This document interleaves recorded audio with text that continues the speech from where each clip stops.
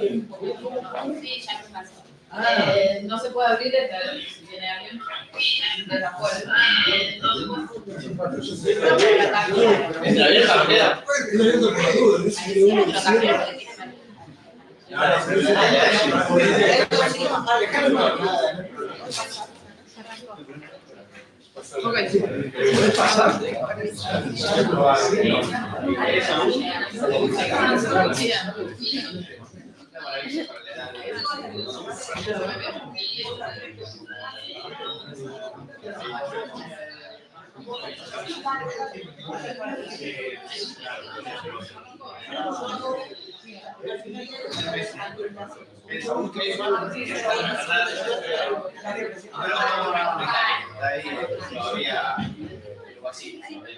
Sí, arrancamos.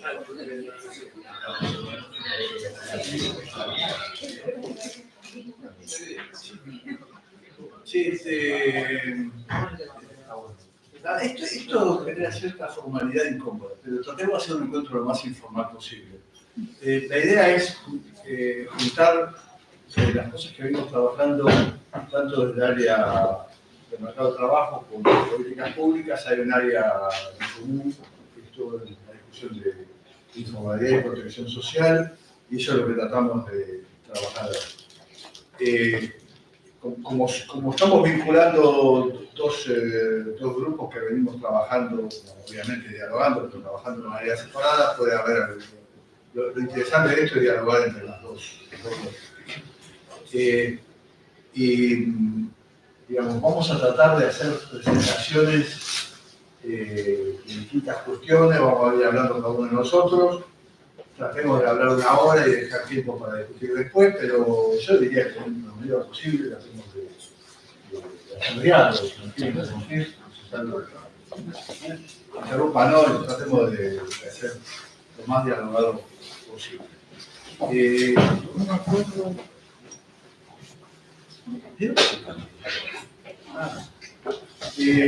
este es un poco el índice que teníamos. Vamos a hacer primero una introducción general sobre las dos áreas, nada, 2 minutos. Después vamos a trabajar el mercado de trabajo y la reforma laboral, y después discutimos cuestiones de protección social y cierre. La lógica es la obvia. Así que yo creo que sí, Roxana.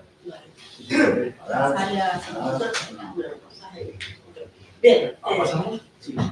Entonces vamos a la... Ahí está, perfecto. Bueno, buen día a todos. Un poco lo que decía Oscar recién, la idea es en esta filmina presentar los titulares, los títulos más importantes de lo que vamos a ver después, que tiene que ver un poco con la situación actual, y la pregunta era, bueno, ¿hasta dónde miramos para atrás? Por lo cual la comparación va a depender del indicador que estemos mirando, pero básicamente si uno se para en lo que diríamos la situación actual, en los últimos datos en realidad con los que contamos, básicamente el primer trimestre de este año, claramente observamos, por un lado, una fuerte caída en el empleo, y esto no solo tiene que ver con caída del nivel de actividad, sino una muy alta respuesta del empleo, negativa por supuesto, frente a la caída del producto, o sea, una elasticidad empleo-producto particularmente alta, y que eso impactó de lleno las tasas de ocupación, que también vamos a ver en un aumento particularmente significativo. A diferencia de otra crisis, pero similar, si bien obviamente el contexto es diferente a lo que observamos en el momento más crítico de la pandemia, ni la informalidad ni el cuentapropismo jugaron un rol de refugio, sino que se sumaron a la caída del empleo formal, y eso entonces explica en parte la fuerte reacción negativa, variación negativa del empleo total. Desde el lado entonces real del mercado de trabajo no tenemos particularmente buenas noticias, pero mucho menos cuando miramos qué está pasando con los salarios, y ahí hay muchos indicadores, pero nosotros seleccionamos por un lado la dinámica del salario mínimo y por otro lado la dinámica de los salarios promedios, sobre todo del sector formal de la economía, en donde claramente observamos fuertes caídas que no empezaron al principio de este año o en diciembre del año pasado, sino que algunas venían arrastrando caídas previas, pero que obviamente la intensidad de la caída fue particularmente importante. Todo esto en un contexto de aumento de la desigualdad que se había mantenido relativamente constante en el periodo de la pandemia, pero que después, dependiendo del indicador, observamos cierto crecimiento y esto se exacerba en los últimos meses, en el último trimestre. Aumento de la desigualdad tanto en materia salarial como en los ingresos familiares, en donde no solo obviamente impacta la caída del empleo y el aumento del desempleo, que per se en general es un evento desigualador, sino obviamente la caída de los salarios.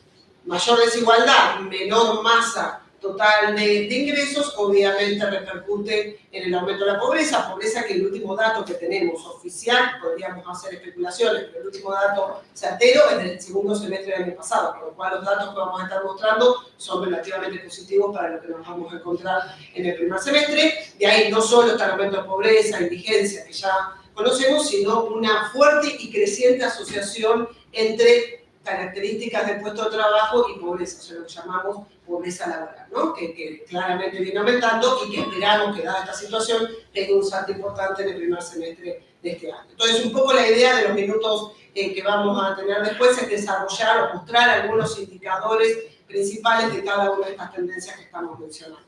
Pero ahora dejo a los titulares de arriba. Sí, ahí ¿cuál era este? Ya está, Uy, qué No, bueno. tranquilo. No. Sí, yo hablo más despacio, Rosa, así que me quiero comentar. Tendrás menos para decir. Otros 5 minutos.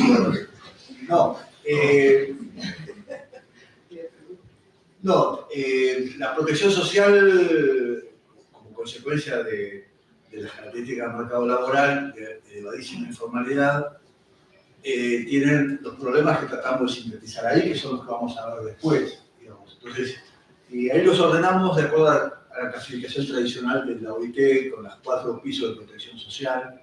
Pisos es una palabra, no sé, ustedes son más OIT que yo, pero digo, que siempre genera discusión, ¿cierto? Porque es llamar piso algo que uno... Pero en realidad cuando uno entra dentro de la idea de pisos se da cuenta que no necesariamente se trata de ingresos mínimos, sino de otra cosa, y va más a la idea de cobertura universal. Pero de todos modos, digamos que cómo es la pintura de la Argentina en relación con las cuatro áreas, digamos que nosotros tenemos una amplísima cobertura en la protección de ingresos de la población infantil, amplísima en cuanto a cantidad, eso lo vamos a discutir con cuidado, aunque muy insuficiente en términos de los ingresos que se generan. Y eso tiene que ver con la segunda característica, que es la total ausencia de programas que den cobertura a la población de edad de trabajar. Entonces, en familias en donde no tienen cobertura frente al desempleo, etcétera, etcétera, la OH no logra dar ingreso a la familia. La OH es lo similar a la asignación familiar en un empleo de relación de dependencia, con lo cual no se le puede pedir a la OH algo que la OH no puede dar, pero lo cierto es que eso hace, por un lado, una absoluta desprotección de las familias sin hijos que no tienen empleo formal, pero además una insuficiencia en las que tienen hijos.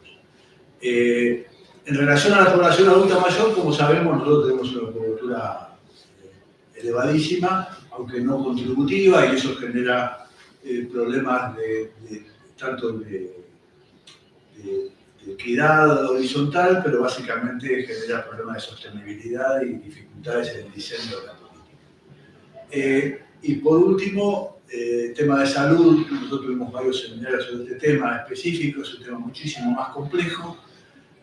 Nuevamente, ahí tenemos un sistema extremadamente fragmentado, no podemos decir, comparado con otros países de América Latina, que la cobertura no alcance a todos. Nosotros tenemos la cobertura del sector público, de alguna manera, es una cobertura amplia, lo que pasa es que es una cobertura en donde el sector público está brindando una elevadísima fragmentación de derechos a la población, una cosa absolutamente injustificada, una fragmentación creciente, con creciente grado de inequidad, pero además un sistema absolutamente ineficiente. Entonces, bueno, eso es un tema mucho más complejo, pero hay alguna cuestión de idioma. Y yo creo que ahí entramos directamente con el trabajo. Bien.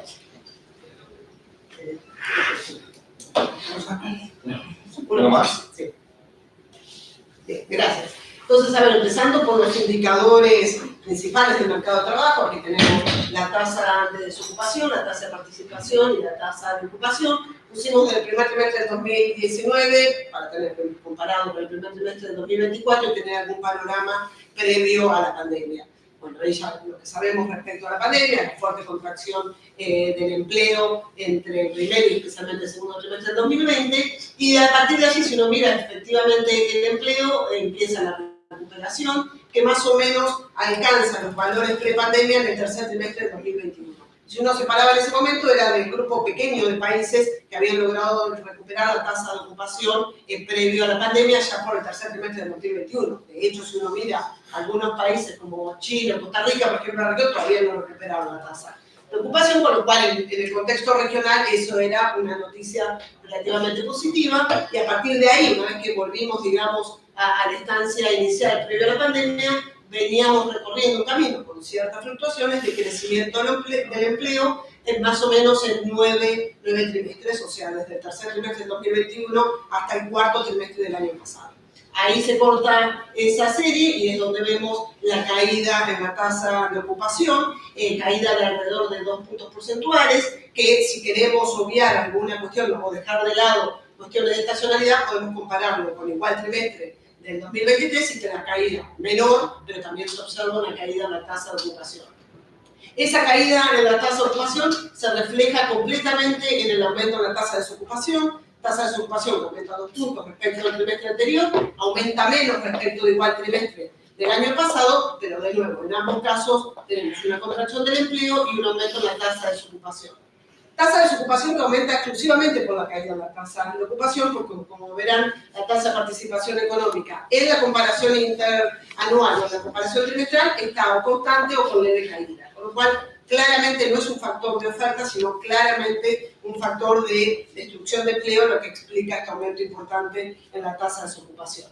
Si lo relacionamos con el nivel de actividad y miramos el EMAE, para justamente lo que decíamos anteriormente, ver cuál fue la reacción del nivel de ocupación vis a vis el producto, si uno compara el primer trimestre de este año con el cuarto del año pasado, en el EMAE desestacionalizado, observamos que hubo una caída de 3%, caída muy parecida en el volumen de empleo, o sea que es un periodo muy corto, con lo cual no podemos sacar muchas conclusiones, pero en este periodo particular la elasticidad del producto fue cercana a 1, o sea, altísima. Hubo una muy rápida respuesta en lo que es la demanda de empleo, el volumen de empleo total, en relación a lo que pasa con el nivel de producto.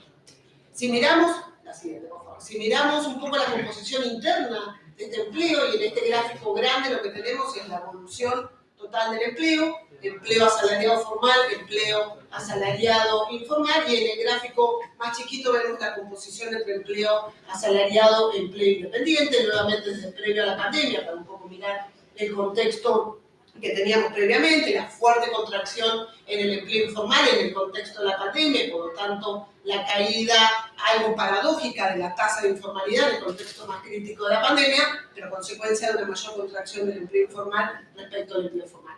A partir de allí empieza a recuperarse fuertemente el empleo, fuertemente traccionado por el empleo informal, y la tasa de informalidad vuelve a recuperar los valores previos. Sí, yo veo caras, yo no sé si están viendo los colores, no veo para... No digo, el que cae más, creo que el verde es asalariado informal. El verde son informales, el rojo azul informal. total de asalariados, asalariados formales y rojo. Y la barra son... Las tasas de informalidad.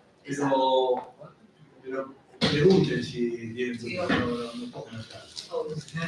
Yo como no lo veo, no lo veo. Claro. Sí, pero... Sí, no está muy claro. Bueno, bien, entonces, si uno mira el periodo más actual, lo que resulta interesante es ver qué rol está jugando, que ha jugado en los últimos trimestres, tanto la informalidad asalariada como en cuentas propias, ¿sí? De nuevo, porque uno esperaría, en función de crisis previas, que esto juegue un rol contracíclico, ¿sí? Entonces, cuando hay una caída, sobre todo el empleo formal, que de alguna manera funcionen como refugio. Si uno toma los dos datos comparativos que tengo ahí en el cuadro y mira el primer trimestre del 2023 contra el primer trimestre del 2024, tenemos una caída en la informalidad de 1 punto porcentual, la tasa de informalidad, y una caída o cierta estabilidad en el porcentaje de empleo independiente en el total del empleo. Si uno mira cuarto del año pasado contra el primero de este año, tenemos la tasa de informalidad no se mueve, o sea que la caída fue proporcionalmente similar entre el empleo asalariado formal y el informal, y de hecho tenemos una caída en el empleo independiente. Estabilidad o caída, si uno lo mira en el interanual, miramos en los últimos trimestres, no estamos viendo ese crecimiento ni de la informalidad asalariada ni del cuentapropismo, y por lo tanto entonces lo que decimos es que no ha jugado un rol de refugio. Si uno mira las elasticidades, esta elasticidad que veíamos cercana a 1 es de alrededor del 0,65 en el empleo asalariado, tanto total como formal e informal, porque se han movido en similar intensidad, y en cambio el empleo no asalariado tuvo una elasticidad obviamente mucho más alta, por eso que cae la tasa de empleo independiente en el total del empleo. Sí. Si uno mira más en detalle los datos que nos aporta el CIPA, para mirar más en detalle a partir de los registros administrativos el empleo asalariado formal, ahí tenemos la dinámica sobre todo de los últimos meses, mes a mes lo que ha pasado con el empleo asalariado total, y allá chiquito, para tener una referencia de dónde estamos parados en una visión más de largo plazo. Si uno mira, se concentra en el más corto plazo, digamos, lo que ha pasado desde el año pasado, desde febrero del año pasado en adelante. Primer punto, el empleo asalariado formal no empieza a caer a fines del año pasado, sino que veníamos teniendo desde el máximo de septiembre del año pasado, veníamos teniendo una caída, eso acumula 6 meses hasta el dato de marzo, todavía no tenemos el dato de abril, que seguramente va a contribuir a esta tendencia decreciente, pero hasta marzo teníamos 6 meses de caída permanente. Si uno estima la elasticidad de este empleo asalariado formal, es un poquito más baja que lo que tenemos en el EPH, pero de todas maneras, 0,40 es una elasticidad para el empleo asalariado formal registrado en la Seguridad Social particularmente muy elevada. Ahí tenemos las caídas en valor absoluto, pero lo que importa es la tendencia. Si uno desagrega sí. En el gráfico de largo plazo, Sí. ¿qué periodo es? El que tenemos acá en el gráfico, Sí, ahí. déjame recordar, No, pero más o menos, digo. y está desde el 2009.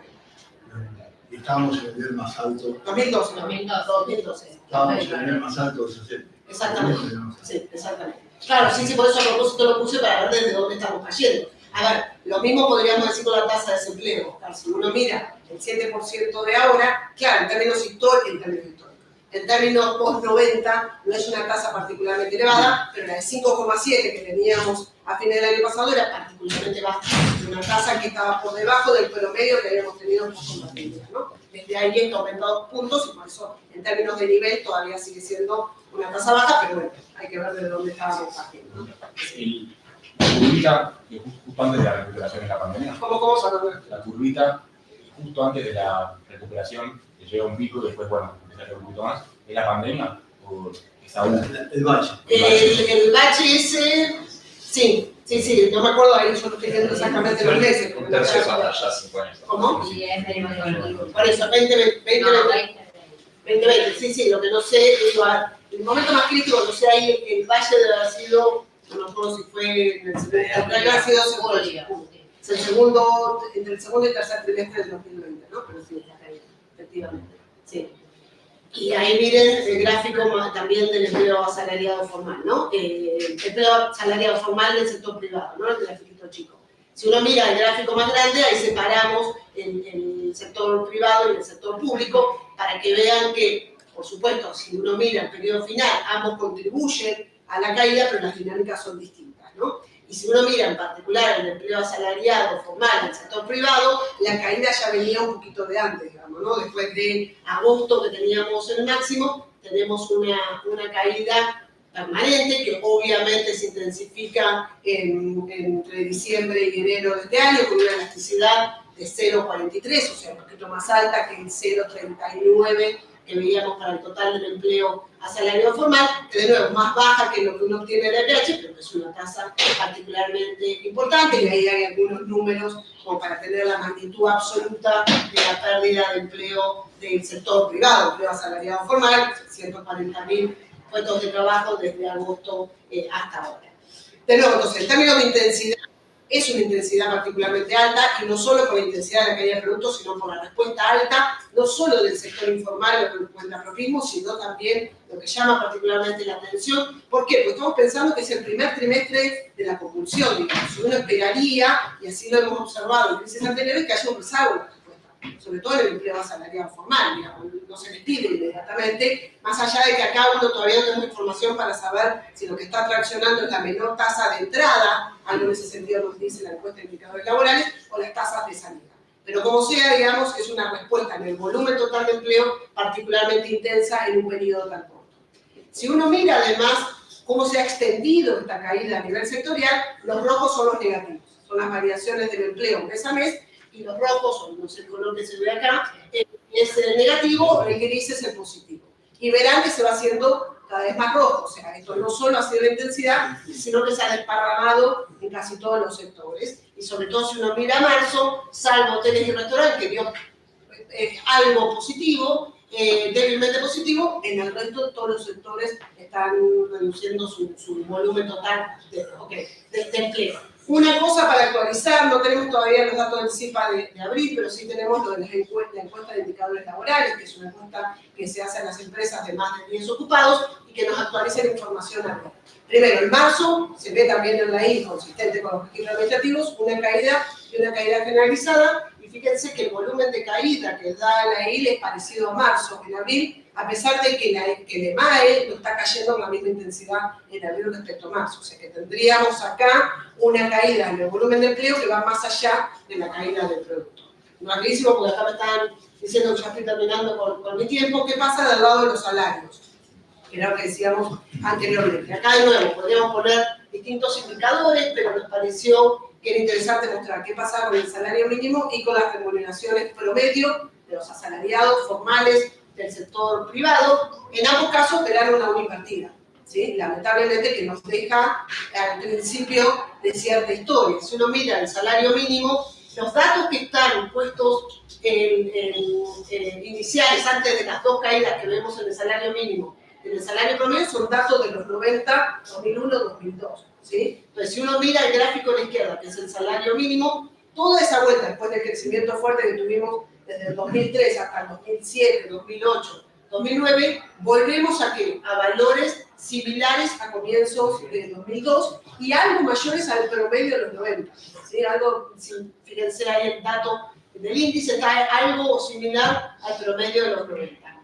Por supuesto, esto venía cayendo, el máximo está en el 2011 y venimos teniendo una trayectoria de caída que se intensifica mucho al final con estas caídas que pongo ahí del 29, 30% y que nos vuelve entonces a valores particularmente bajos como teníamos previo a la crisis de la convertibilidad. Si uno mira qué pasa con las remuneraciones promedio, ahí también hay un gráfico a largo plazo y más chiquito están los últimos meses de este año, desde noviembre hasta abril. Ese abril está actualizado con un informe del Ministerio de Trabajo, todavía no tenemos los datos, pero actualizamos con ese dato. Nuevamente, si uno mira, caídas, ahí están los valores, ¿no? Muy importantes y que nos dejan de nuevo similares a los datos de mediados del 2006, pero también solo algo más alto que el dato previo a la crisis de la convertibilidad. O sea, en los dos casos tenemos una U casi perfecta, lamentablemente. Esto en un contexto de, ya tenemos estos datos, probablemente ustedes los conozcan, pues son datos lamentablemente viejos, pues son del segundo semestre del año pasado. El dato de la izquierda tiene que ver con las tasas de pobreza, la de abajo hacia arriba es pobreza en hogares, en total de población y pobreza infantil. Lo que está marcado en el cuadrado es el dato más crítico de la pandemia. Estábamos el año pasado similar a los datos de la pandemia o incluso superior, por ejemplo, en materia de pobreza infantil, cercano al 60%, insisto, el dato viejísimo de allá lejos del segundo semestre del año pasado. Y en materia de desigualdad, como decía anteriormente, después de cierta estabilidad que tuvimos en materia de desigualdad, sobre todo los ingresos familiares, los ingresos per cápita familiares durante la pandemia, tenemos una caída posterior, un aumento en el 2023 y un aumento fuerte en el 2024. Estos son todos los primeros trimestres para comparar igual trimestre en cada año, ¿no? Entonces, claro, y este está más actualizado que el dato de pobreza, con lo cual la caída de la masa salarial, la caída de los ingresos totales familiares, más aumento de la desigualdad, todo pronostica que cuando tengamos el dato de pobreza comparable, digamos, en el 2024, va a ser sustancialmente mayor a lo que tenemos aquí. Y finalmente, termino. Sí, pero el Gini en términos históricos, ¿cómo es? No, este es particularmente alto. En términos históricos, haciendo empaques y demás, yo le puse del 2016 para obviar temas. No, es particularmente alto, o sea, 0,46, 0,47 debe estar mediados de la crisis del tequila, más o menos. Sí. Pero la crisis del tequila, es decir, el periodo posterior, ¿no? Está por encima seguramente de la primera parte de los 90. Y el último dato que quiero mostrar acá, que decía anteriormente, es la conexión entre pobreza y condiciones laborales, lo que llamamos el fenómeno del trabajador pobre, que uno lo puede medir rápidamente de dos maneras. O miro quiénes son los trabajadores que viven en hogares pobres, que es una de las medidas que más se usa, o miro si el trabajador es pobre respecto a sus propios ingresos comparado a sus propias necesidades. O sea, si su salario está por debajo o por arriba de sus propias necesidades básicas, alimentarias y no alimentarias. Si uno va por el primer enfoque, que es el gráfico, estas dos columnas, y separa los hogares pobres, ¿sí? Y uno dice, bueno, ¿qué hacen los adultos o en edad de trabajar que viven en hogares pobres? Si miramos la franja azul de esa columna, alrededor de la mitad de los adultos, de las personas en edad de trabajar en los hogares pobres, están ocupados, ¿sí? Que esto no es nuevo, digamos, pero si uno lo va mirando trimestre a trimestre, se va intensificando. O sea, 1 de cada 2 adultos de hogares pobres está inserto en el mercado de trabajo. No es que trabajando, es decir, no es un problema de desempleo, sino que claramente tiene que ver con los ingresos que se acumulan a partir del mundo del trabajo. Si uno va por la medición de mirar al trabajador contra sus propios ingresos y lo compara también con esta situación de trabajadores viviendo en hogares pobres, 1 de cada 3 trabajadores vive en un hogar pobre. 1 de cada 4, vivía, porque todo esto es para el 2023, ¿no? 1 de cada 4 trabajadores es pobre a partir de sus propios ingresos. O sea, 25% de los ocupados reciben un salario que no les permite salir de estar por encima de su propia línea de pobreza y indigencia. Ahora, ese 25% se convierte en 50% entre los trabajadores informales. O sea, el año pasado, 1 de cada 2 trabajadores asalariados informales tenía un salario que estaba por debajo del valor de su canasta básica alimentaria y no alimentaria, y es el 5% entre los trabajadores formales. 5% versus 50% el año pasado. Por la incidencia y por la composición del empleo asalariado formal e informal en el mercado de trabajo, es que si uno mira la torta, más de la mitad de los trabajadores pobres son trabajadores asalariados informales y un tercio son cuentas propias. Y acá un dato de almacenero, y con esto termino. En general, la cuenta de almacenero que hacíamos siempre es comparar cuánto es el valor de la canasta básica alimentaria y no alimentaria de un adulto equivalente vis-a-vis el salario mínimo, ¿sí? Y ahí están los dos datos que tenemos para el 2016, para tener un parámetro, y el último dato. Bueno, esa distribución del gráfico de Sí. torta es trabajadores de hogares pobres. No, es que esos son trabajadores, exactamente. Sí. Que lo miran la torta total como se compone según su categoría de ocupación. Sí. Roxana, ¿te puedo hacer una pregunta de la anterior? Obvio, sí. Cuando hablabas de lo del Gini, me intriga ver si se puede hacer algún cálculo, si lo hicieron, de qué hubiera pasado si no se eliminaba el impuesto a las ganancias en el último trimestre del anterior y el primero de este año. Si es algo relevante para mover el perímetro del Gini, o es algo que obviamente está mal, pero que no te movería tanto eso. A ver, dos cosas. Primero, el ejercicio súper interesante. Segundo, cuando tengamos disponibilidad de cada unos meses los microdatos del primer trimestre de este año. Ok. Primer punto. Pero claramente el ejercicio, digo esto porque la verdad es que lo que estamos diciendo el primer trimestre no son datos computados por nosotros. Entonces, de hecho, acá presentamos el Gini, podríamos presentar algún dato más que sale comunicado de prensa, pero todos esos ejercicios de microsimulación no los podemos hacer, y no los podemos hacer ya, porque todavía no tenemos disponibilidad de los microdatos. ¿Los datos? Bueno, por eso, claramente, sí, claramente. Ahí hay que hacer supuestos para identificar, obviamente, las personas que, digo, ustedes saben más que nosotros en ese sentido, para identificar claramente con los microdatos quiénes son los potenciales contribuyentes al impuesto a ganancias, pero se puede hacer perfectamente, y es un buen punto, se puede hacer, sí. Pero bueno, lamentablemente ahí no tenemos los microdatos.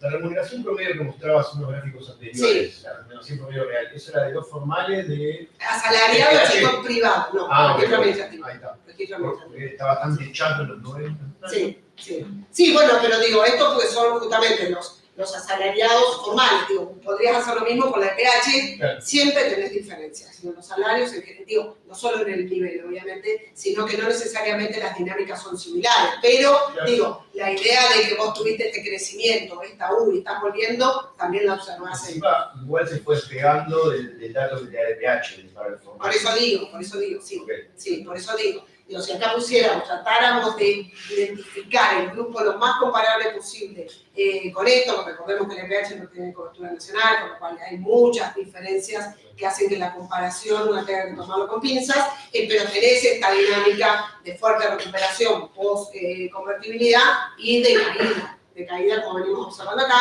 las intensidades eran diferentes, necesitamos el primer trimestre para comparar con esto justamente, porque digo, la caída está en el primer trimestre. Y es lo que no podemos observar todavía en los microdatos de la red. Una más, perdón. Sí, sí. Vos planteabas que se está empezando a ver, de acuerdo a lo que te da la encuesta de Indicadores laborales. indicadores laborales, ahí Sí. estás viendo que ahora se empieza a expresar más allá de lo que veías en el EMAE. Sí, O sea, ¿eso da idea de rezago o da una idea de que ahora están empezando? Como que, mira, la verdad que rezago no, porque ya lo venimos viendo de antes. En todo caso, lo que preocupa, de nuevo, estamos mirando mes a mes en un periodo todavía corto, ¿no? Nos falta un poquito de ventana de observación, sobre todo cuando tenemos pocos datos, porque la verdad es que ahí yo puse el EMAE de manera, si querés, no irresponsable, pero quiero decir, el EMAE no es exactamente lo que tenemos en los registros de IVA, pero que por eso puse también el dato de marzo. El EMAE viene dando en sintonía, el EMAE, no, perdón, el DAI viene dando en sintonía con lo que dan registros administrativos, entonces que bueno, marzo chequeé, da caída intensa, da caída generalizada. ¿Qué nos da abril para tener un anticipo de lo que puede estar dando los registros administrativos? Digo, rezago no, porque justamente lo que me llama la atención es que acá no hubo demasiado rezago, digamos, porque tuvimos la caída del empleo rápidamente y con mucha intensidad. Lo que nos preocupa, no, estamos mirando un mes, hay que ver, digo, cómo se comporta esto, es que a pesar de que el EMAE prácticamente entre marzo y abril tiene una caída muy, muy chiquita, el empleo siguió cayendo, ¿no? Entonces eso es lo que nos pone en más alerta de lo que veníamos viendo acá. Luciana, mirando un poquito otros indicadores que no están acá, o profundicen, o históricos, etc. ¿Hay alguna señal que uno puede ver en los propios datos de empleo o relacionados con otros que indique transitoriedad, o sea, en un momento debería recuperarse debido a los que tenemos, o sostenimiento, si queda ahí y seguramente se mantenga, o profundización del... Bueno, es que en realidad, a ver, de nuevo, estamos mirando Todavía no cortísimo hay... plazo, es un dato, de nuevo, no extraño, pero digo que preocupa lo que decimos, la fuerte reacción del empleo, aún el empleo formal, y que va todo a desempleo, claramente, digamos, por suerte, entre comillas, no tuviste todavía alguna reacción de la oferta y hay que ver cómo se comporta la oferta para ver en términos de desempleo cuál es la dinámica, pero hasta ahora, digo, se trasladó absolutamente la caída al desempleo. Y digo, entonces, a partir de ahí, lo único que vos podés decir es, de nuevo, este dato solo mensual que tomamos de los informes, que ni siquiera podemos estar mirándolo, digamos, en detalle, para ver más la composición en términos de ciertas características, más allá de formal e informal, y otras características que uno tiene a partir del EPH, pero quiero decir, el dato que vos tenés es una fuerte caída que persiste por lo menos en abril, digamos, ¿no? De nuevo, puede pasar, qué sé yo, ojalá, digamos, esa B tardía que en algún momento empiece. La verdad es que además lo importante de esto es que vos tuviste fuerte caída del empleo con fuerte caída de los salarios. O sea, no es que porque cayeron los salarios, sí, uno puede ser contrafactual, que si hubieras tenido más rigidez en los salarios, el empleo hubiera tenido otra dinámica, pero acá, digamos, no te frenó nada, digamos, en lo que estamos. Claro, la pregunta es, si cae todo tanto y tan rápido, no podría decir, Sí, claro. ¿puede durar demasiado? Pero yo diría que esa pregunta es más de lado macro que del empleo. Claro, La verdad es que el empleo viene respondiendo fuertemente. Entonces yo te diría, preguntar a los macros, a la macro, y nosotros te decimos qué pasa con el empleo. Te devuelvo la pregunta. Lo voy a reflexionar. Roxana, ¿tenés alguna información sobre cuánto es público y cuánto es privado en la caída del empleo? Bueno, ese gráfico, mira, volví un cachito, creo que es uno antes, fíjate, ese. O sea, el público cae entre noviembre y diciembre, noviembre y diciembre es... Diciembre, enero. De diciembre, enero, quiero decir, y después medio se estabiliza. Por eso no estamos viendo los de ahora, digamos, ¿no? Pero igual, Pero es poco, digamos, lo que te tracciona el total obviamente es privado, pero si uno mira la dinámica, el privado viene cayendo y se intensifica, el público pega ese salto, pero bueno, de nuevo, estamos en marzo, ¿no? Estamos, digo, uno está escuchando las noticias de ahora, el último dato es de marzo, ¿no? Con lo cual, digo, falta ver lo que pasó en abril, ¿no? Falta, claro. Sí, no es mucho, pero quiero decir, la dinámica va a volver a caer.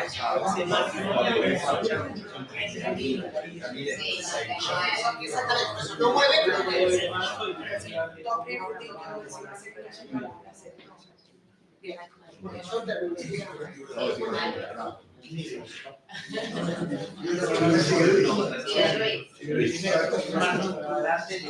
Pasar todo como si hacemos todo. A ver, la idea es comentar brevemente qué salió de la reforma. Ustedes sabrán, empezó con una reforma que tocaba muchos puntos de la regulación laboral. Estoy hablando de, no estoy metiendo acá esa reforma en estatuto del mercado público, yo eso no lo discutimos siquiera. Lo que finalmente, a ver, una reforma, en general, cada gobierno genera una propuesta de reforma en base a los argumentos conocidos, reducción del costo, baja de la incertidumbre con el costo del despido, todas estas cuestiones que más o menos sabemos. Lo que de índole de negociación política, lo que quedó es una cosa más acordada que toca algunos aspectos como ad hoc, digamos, ¿no? A ver, todo el tema de desempleo, todo el tema ligado al despido, si uno podría decir que el punto potencialmente más importante es la cuestión del fondo de cese laboral, ¿no? Esta cuestión de cambiar o hacer optativo un mecanismo más de seguro, de fondo. Aquí me parece el problema fundamental es que es una línea en la ley, no hay pautas establecidas y en el fondo son muchos modelos diferentes, existen muchos modelos de fondo diferentes. Entonces la cuestión es, no está claro en principio, pero es como dejarle en mano al Poder Ejecutivo una cosa muy... claro, porque no dice nada, a veces cree un fondo es laboral optativo, ¿no? Lo único que dice, si vos querés, el único parámetro importante que es optativo, ¿no? Por ejemplo, ¿se negocian las paritarias eso? No, el fondo se crea y después se negocian las paritarias si se adopta o no se adopta. A ver, eso es lo que se entiende, salvo que digan que cada negociación crea un fondo ad hoc, pero alguna pauta tiene que tener. Por ejemplo, en principio los trabajadores van a recibir algo parecido a lo que reciben actualmente con el régimen regular o van a recibir menos. Segundo, el aporte va a ser un aporte con algún criterio actuarial o va a ser a la brasilera donde vos aportás por todos los trabajos, que es el régimen de la construcción. En el régimen de la construcción tiene sentido, como vos aportás como si vos despidieses todos los años a todos tus trabajadores. ¿No? Lo que anuncio el otro día. Esto es muy caro. El régimen laboral a la brasilera es muy caro. Eso sí, es muy caro como un costo corriente, pero no penaliza el despido, que es finalmente lo que los empresarios buscan. Entonces ahí hay un tema que va a ser, me parece a mí, de discusión y que puede implicar muchísimas cosas diferentes en términos de costo para los empresarios, en términos de protección a los trabajadores, en general vemos que cualquiera sea el fondo, esto de no castigar el despido no es una cosa buena, no es bueno extremar la flexibilidad numérica, la flexibilidad de cantidad, de todo tiene efectos negativos, tenemos nosotros sobre, ya no hablo solo sobre el tema de protección, sino sobre el tema de eficiencia, ¿no? En términos de incentivos hacia la situación, específicos en lo que hay en el programa, pero bueno, es una discusión. Dice de alguna manera si el aporte al fondo lo hace compartido con el patrón. Aparentemente tiene que seguir siendo de los empresarios, eso no se modifica. El proyecto del 17 al 18 de Macri está un poquito más detallado, pero también está muy abierto. O sea, en general dejaban una unidad, lo único que tiene un gancho para los gremios, porque decía que el fondo iba a ser administrado por los expertos, no dice nada. No quiere decir que no lo sea, pero ahora no. Bueno. Después hay un tema muy interesante, no sé cuán importante es, pero dar esta cosa de los centros signos que pintan el cariz de la discusión. O sea, ahora se puede echar por discriminación. Hasta ahora estaba prohibido echar por género, echar por raza, está prohibido. O sea, si vas a hacer una demanda, te tenían que volver a contratar. Está prohibido. Ahora sí sé que se puede, eso sí, que cuesta un poquito más, no te cuesta el doble, pero sí puede. Se crea el régimen de... vos lo lees y parece, bueno, mirá, hay un régimen de despido de costo acrecentado que implica el costo de indemnización por despido si es por discriminación. Si es, quiere decir que vos tenés que hacer la denuncia y el juez dice que es discriminación. Hay un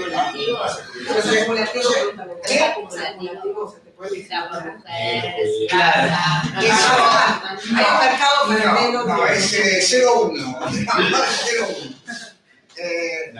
Lo cual es interesante, ¿no? Bueno, yo traté en el periodo de prueba, no sé si es muy importante, y finalmente salió, que sí creo que esto puede ser un poco importante en algunos casos, no estaba en el proyecto que mandó el gobierno al Senado, pero sí en los radicales lo incluyeron, el tema de que entra como justa causa para el despido, o sea que no te hacen, no te pagan indemnización, los bloqueos a la Lo que pasa es interesante porque dice bloqueo parcial o total. O sea, si cerrás una puerta pero dejas otra abierta, ¿es parcial o no es parcial? No se entiende. Esperaremos la reglamentación. Bueno, entonces es Perdón, ¿tiene una modificación sobre sobre el mecanismo? Sí, el otro tenía una referencia como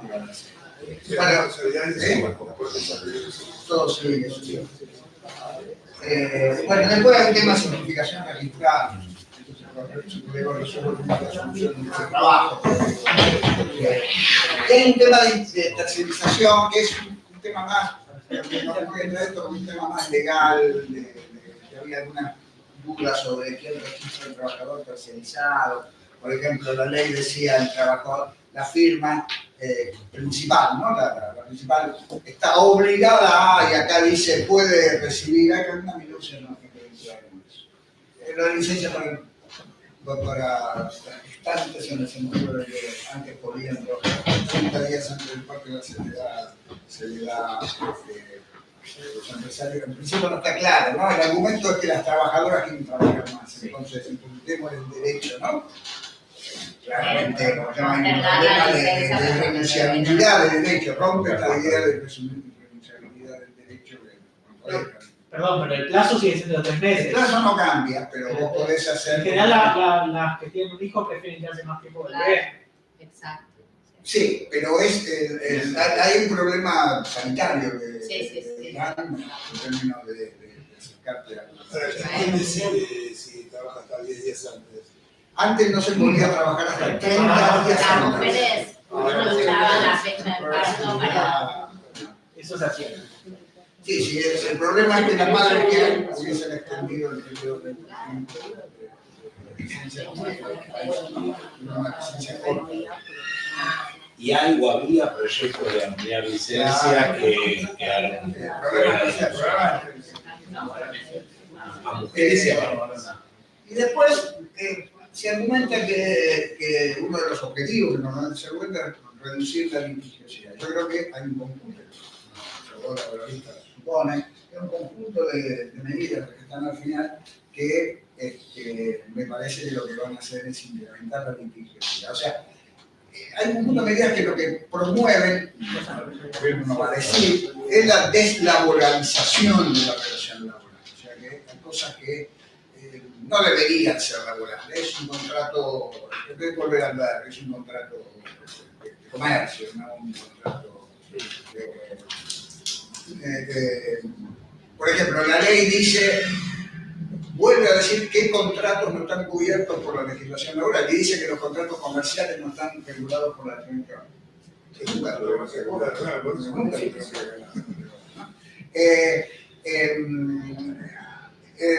Esta figura mete también que si hay un contrato o hay una factura que se abona, se paga el monotributo, etcétera, ya eso es evidencia de que no es un contrato laboral.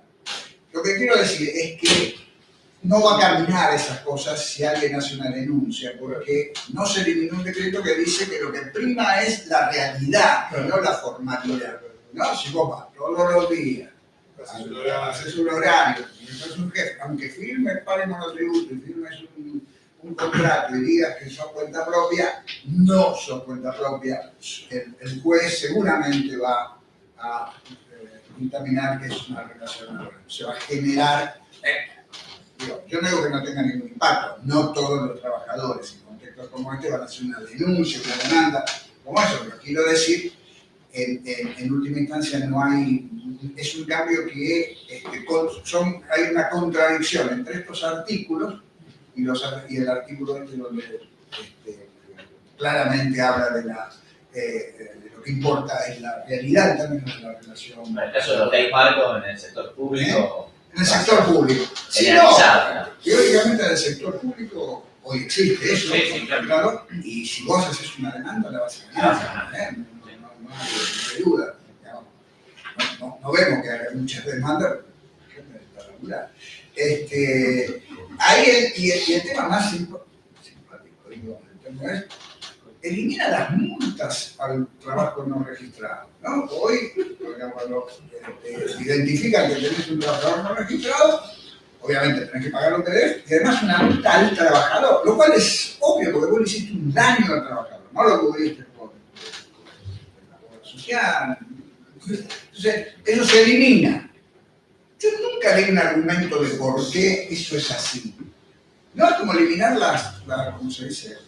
Eliminar las multas y pasas en rojo a la semana. Digo, ¿cuál es la lógica de eliminar la multa y bajar la imputabilidad a los 13 años? ¿Cuál es la lógica de una cosa? Sobre todo porque el discurso es... Exactamente, por eso. Exactamente. Entonces, como verán, son parches, ¿no? Son parches, me parece que hay un tema importante del fondo del cese laboral, pero cómo va a quedar. De cualquier manera, yo entiendo que es para los nuevos trabajadores, ¿no? No hay forma de volver atrás. Hay un tema con estas medidas de deslaboralización que algún impacto van a tener, por ejemplo, bueno, no mencioné esto de trabajador, cosa absurda de una cuenta propia que puede contratar cuenta propia como si fuese cuenta propia. Es muy raro eso, digamos, ¿no? Digo, tampoco en la práctica podría funcionar eso, ¿no? Porque si en cuenta propia es una denuncia, la va a ganar, digamos, ¿no? No importa que... Entonces, todas estas cuestiones, ya en la propuesta de, bueno, también la propuesta de Magdalena, había una cuestión que estaba más acotada, profesional, que trabajase con contacto, estaba pensando con toda la firma que va a venir que igual era discutible, pero digo, acá es como mucho más general, ¿no? A provocar generación de firmas pequeñas, ¿no? Punto, ¿no? Digo, pero salvo, yo creo que de cualquier manera, si algún impacto va a tener hacia aumentar la informalización en general, y después de los cese laboral se verá.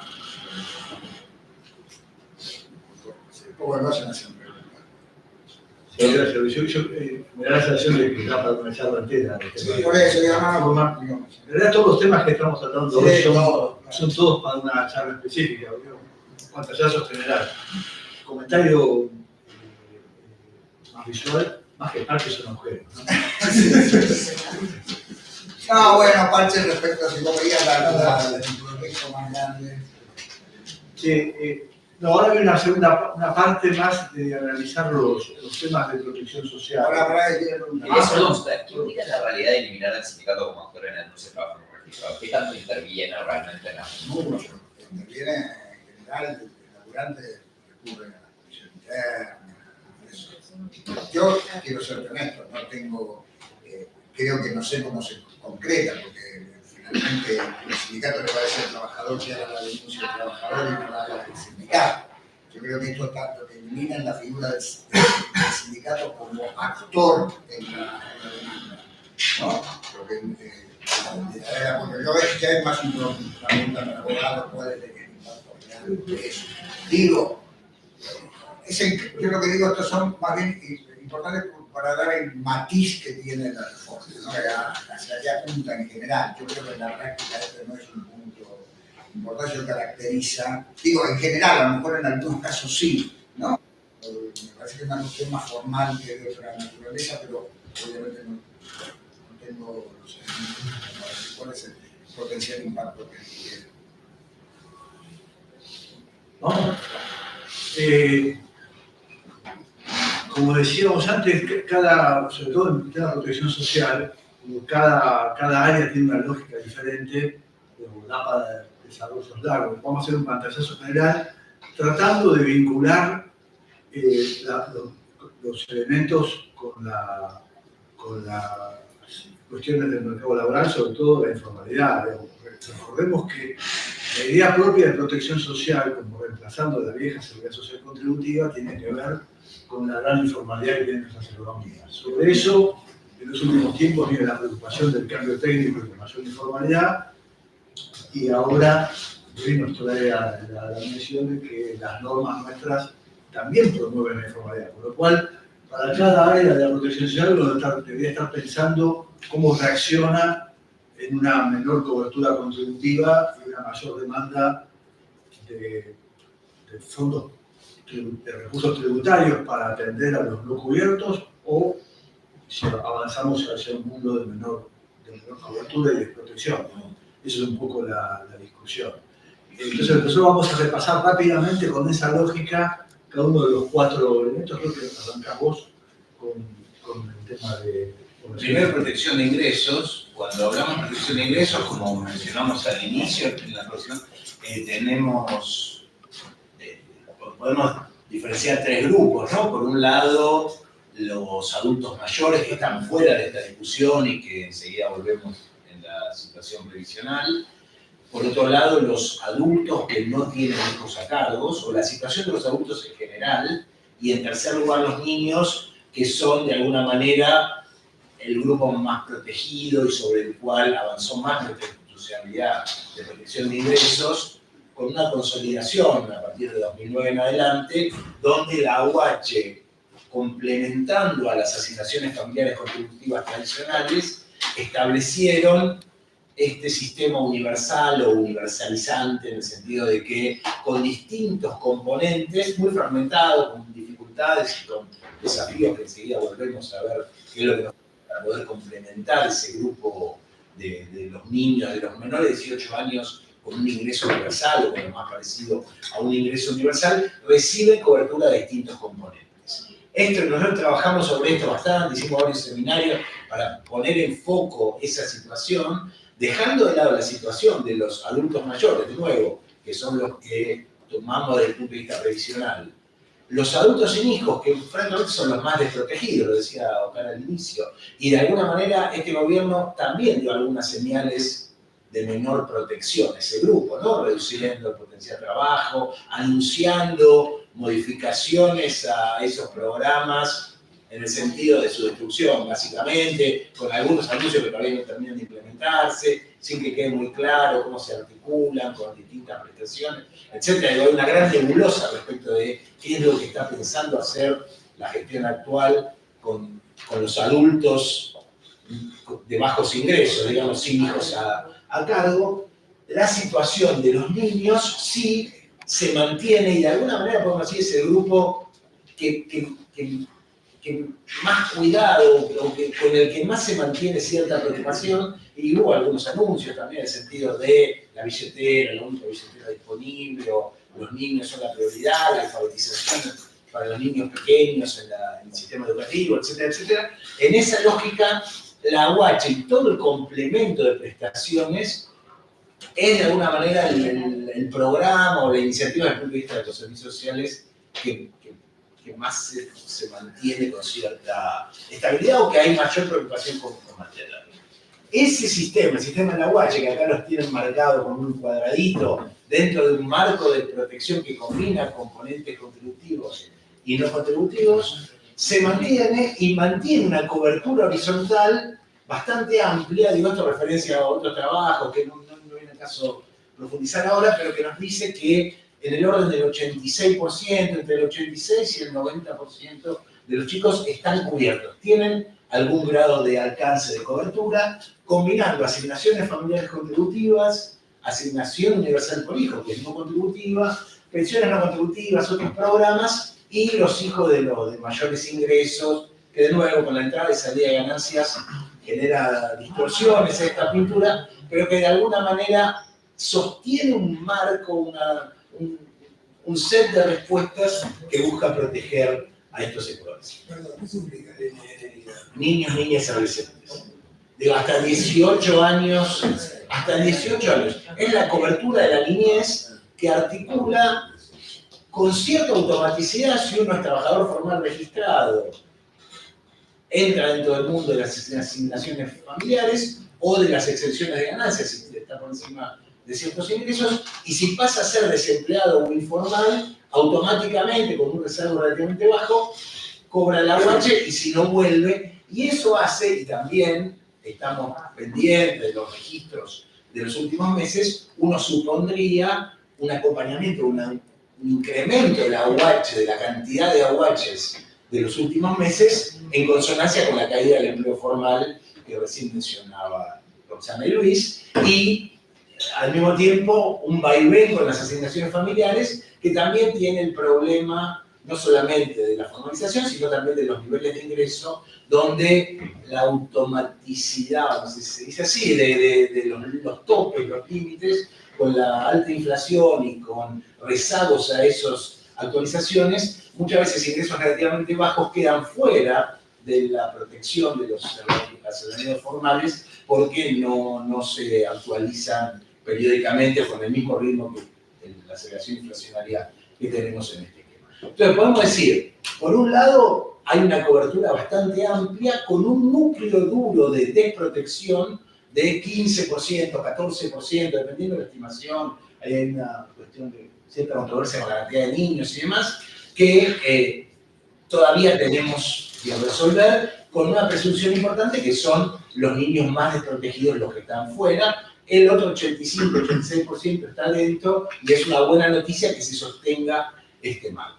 En el trabajo que hicimos con datos actualizados a 2022, muestra que la UH representa 55% de la cobertura, o sea, tiene un peso importante, resuelve la situación de protección de ingresos en términos de cobertura horizontal de más de la mitad de los chicos, con un incremento importante a lo largo de su formación, de su formalización, ahí en la curva azul, donde los monotributistas también vienen en alza, acompañando el aumento del monotributo, y la cobertura de asignaciones familiares en relación con eso, una caída por la desactualización de estos montos y por otro lado por problemas también vinculados a desempleo e informalidad, un poco en línea con la evolución del mercado laboral como lo planteábamos.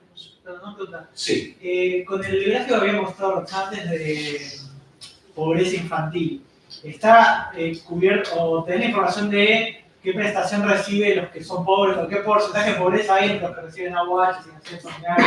No lo tenemos actualizado. Los estudios hechos sobre las primeras oleadas de esto nos mostraban que la UH tiende a fortalecer la salida de la indigencia, pobreza extrema, pero no es suficiente para eliminar la pobreza. Hay una mejora, también la pobreza, pero es más marginal, y todos esos datos quedaron desactualizados en términos de la suficiencia, que como vamos a ver enseguida, es cada vez más baja y hay un problema no solamente de cobertura horizontal, sino de cuánto reciben estos chicos y hacia eso. La UH es una proporción mínima de la canasta, igual solamente sale el que está ahí al borde.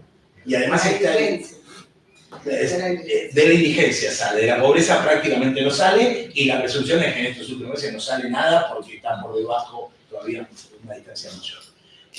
Con el otro agravante es que parte de esos recursos van a financiar los consumos de los padres, de los adultos, que de alguna manera no están contemplados en el diseño, pero que cuando entra la plata a la familia, obviamente todos consumen de esos recursos. En el próximo mostramos que la focalización es adecuada, el diseño de la UH es muy bueno, y una buena noticia, de nuevo, dentro de las que se rescatan, se mantiene ese esquema con cierta continuidad, aunque con algunos problemas que son adicionales a los que teníamos, y enseguida vamos a volver sobre los desafíos. De cualquier manera, este punto de focalización nos muestra los primeros deciles se llevan casi en total. En las prestaciones hay algunas situaciones marginales de focalización, digamos, y en términos de cómo se acumula, también más del 80% están los 3 primeros deciles. Bien focalizado, un programa que desde el punto de vista de la focalización también tiene un muy buen diseño. ¿Cómo? Este es Julián. Julián ahora nos explica. Yo te gané el fondo, Este gráfico que hizo Julián y que está también desactualizado hasta el 2022, y otros estos datos son los que tienen un trabajo que ya presentamos varias veces y lo pueden profundizar. Todo este esquema de la UH, que son los circulitos verdes en ese gráfico, nos muestra que se complementan con otras prestaciones que vienen de una lógica que es la de la implementación de los Conditional Cash Transfers en Argentina, que arrancó en los 90, se fortaleció con el plan Jefes, los circulitos azules, y el plan Familias, un poquito más tenues, en la salida de la crisis de comienzo de siglo. En el 2009 hacen el salto a la UH, el grueso de estos programas, y a partir de ahí entra una fluctuación de suficiencia nueva y la cobertura vertical, donde sigue primero unos vaivenes discrecionales y después los problemas de la movilidad automática, que enseguida vamos a ver, con un complemento a partir de finales de 2019 que le trae otro problema al diseño, y es el de la tarjeta alimentaria, la prestación alimentaria, ahora se llama programa alimentario, ¿no? Cambiando el nombre, que es de alguna manera hoy un complemento de la UH para los niños de hasta 14 años, dejando afuera a los adolescentes sin que haya mucho argumento sobre eso, y generando problemas importantes también respecto de esa sincronicidad entre la asignación contributiva y no contributiva, la actualización y la suficiencia para unos y otros grupos. Eso muestra también el IFE ahí en el medio de la pandemia, etc. Pero en este recorrido, quiero aterrizar en el próximo, que es el que nos muestra los últimos meses, y ahí combinamos la capacidad protectoria, podemos ir así, todos datos a junio de 2024, combinando la UH y la tarjeta alimentaria. La UH viene de una situación desde el 2009 en adelante de cierta estabilidad en el orden de, a datos de hoy, 70.000 pesos mensuales por niño. Eso es algo así como un 40% de la canasta básica total del adulto equivalente. Hay que ver cuánto consume cada niño, etc. Pero ese es el porcentaje, ese es el rango de porcentaje de la protección. Si ven, hay cierta estabilidad en ese orden, y a lo que voy es que junio, julio, si miran, después de los saltos discrecionales que le pone en términos de bonos este gobierno, mantiene ese nivel. Hoy tenemos 74.000, 73.000 pesos, eso es el 100%, el 80% recién todos los meses y el otro 20% un año más tarde, cuando presentan la libreta. Ese es otro de los problemas. Hay un montón de temas para profundizar detrás de eso, pero quiere decir, se sostiene ese nivel. La tarjeta alimentaria entra con un nivel un poquito más bajo, de nuevo, con muchos problemas de argumento en su diseño, se derrumba, y también se busca cierta sostenibilidad, pero por debajo de la que tiene la UH. Y entonces esa combinación de los dos, por debajo de lo que históricamente podemos decir teníamos, le quita potencia a la posibilidad de sacar de la pobreza a los chicos, por la situación de que la capacidad de protección se va reduciendo, y al mismo tiempo porque de esos consumos también consume el resto de la familia, que no tiene algún grado de protección adicional detrás de ese diseño tecnológico. Eso es por hijo también. Esto es por hijo, por persona. La tarjeta alimentaria, ese es el caso de la tarjeta alimentaria. Otro de los problemas que tiene es que no es proporcional. Hay 3 montos para 1, 2 y 3 hijos o más. Este es el monto de un hijo. Cuando hacemos por 2 es menos que proporcional, por 3 menos aún, y si tiene 4 más se empieza a diluir, por la lógica de no desincentivar el se embarazan por el plan, etc. Pero dejémoslo ahí. Y estos datos, para hacerlos comparables, son de las familias de un hijo, que por otro lado son la gran proporción, ¿no? En promedio, 1,8 hijos de la familia. Bueno, digo, hay muchas familias de un hijo, algunas de 2 y después... ¿Pero por qué discontinuo entre diciembre y enero? ¿Perdón? ¿Por qué discontinuo entre enero y...? No, porque estamos planteando hasta noviembre... Está mal el... Sí, de alguna manera está... Periodo de tiempo. Claro, exacto. Y a partir de ahí pasa a ser mensual. Pero las escalas son las. Y todo está normalizado a junio 2021.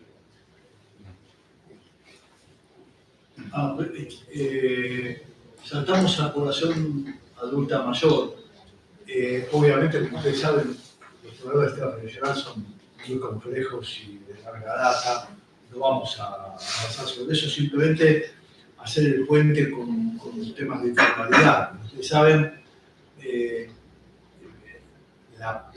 la proporción de jubilados y pensionados que han aportado y han tenido trabajo formal durante toda su trayectoria es baja. El sistema se va complementando con algún tipo de prestación para los informales. Son los distintos fragmentos que tiene nuestro sistema previsional, obviamente está el contributivo, pero dentro del contributivo, nosotros llamamos semicontributivo los que entramos con moratoria. Los que entramos con moratoria en general vienen de una historia de parcial formalidad, en donde buena parte de los que entramos con moratoria, sobre todo después de la moratoria del 2007, se incorporó población que no había tenido una trayectoria de empleo formal e incluso ni siquiera trayectoria laboral. Digamos. La moratoria nuestra le da beneficios a quien nunca ha trabajado.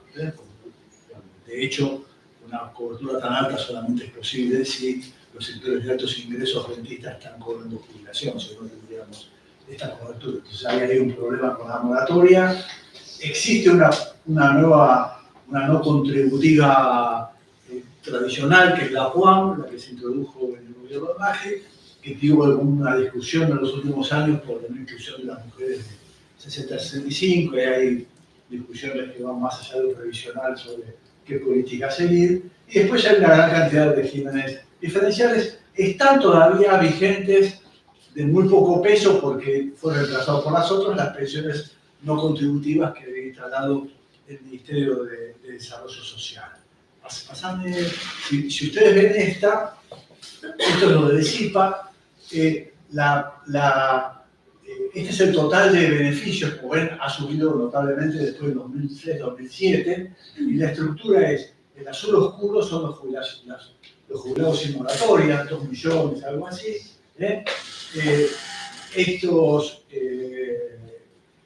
Y estos son las pensiones, y los celeste claro, ahí está el ingreso de las moratorias. Como ven, básicamente el sistema tiene una composición cada vez más alta de moratoria. Hoy los jubilados con moratoria son mucho más que los jubilados que han cumplido con los requisitos para jubilarse de acuerdo con la legislación. El otro problema, que todavía, sí, ¿El gráfico es de beneficiarios o de plata que se gasta? No, de beneficiarios.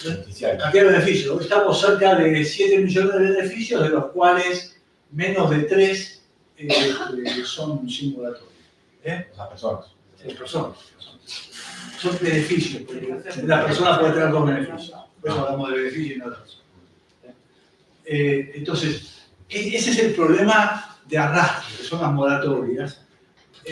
Uno supone que en el futuro, con la corrección de la PUAM, no debería hacer más falta moratorias, ¿no es cierto? El avance de una prestación mínima por derecho, que es lo que se está discutiendo y se está discutiendo hace mucho tiempo, pero tenemos una bomba de tiempo que nos va a explotar y tal vez sea más grave que la de la moratoria, que es que vinculado con el empleo informal, buena parte de los aportantes, una aporte creciente, entra por monotributo. Y el monotributo es un carnet de evasor legal, digamos, es alguien que aporta mucho menos de lo que tiene que aportar, es una cuota mínima, con lo cual, desde el lado de la seguridad social, tiene ingreso al sistema previsional y al sistema de obras sociales. El sistema, a la medida que vaya creciendo, este es el crecimiento de monotributos desde que apareció, estamos cerca de más de 4 millones de monotributistas hoy, y el sistema con el monotributo pasa a ser bastante insostenible. Vos, Julián, hiciste una cuenta de cuántos monotributistas, digamos, el sistema nuestro necesita 3 aportantes por cada jubilado, estamos teniendo 1,5 por cada jubilado para que sea sostenible, pero en el mundo de los monotributistas hacen falta ¿cuántos? 35 promedio. ¿Cuánto? 35. Históricamente, sí, en el último dato, con los cambios en las... Los cambios no, porque se fue atrasando la jubilación mínima y se fue atrasando, o sea, y el aporte es cada vez menos porque también se fue atrasando o sea, se atrasó más el aporte del monotributo que la jubilación mínima, eso se fue ampliando la brecha cada vez. Julián, ¿eso de media o cuál? Sí, media. El aporte medio de un monotributista o la jubilación mínima, el último dato se va a 35. Con lo cual, si no hay un cambio en el régimen del monotributo, el sistema previsional va a tener una crisis más fuerte de la que tuvo la pasada. Al pasar, no me acuerdo. Bueno, después están los regímenes especiales que no vale la pena comentar acá.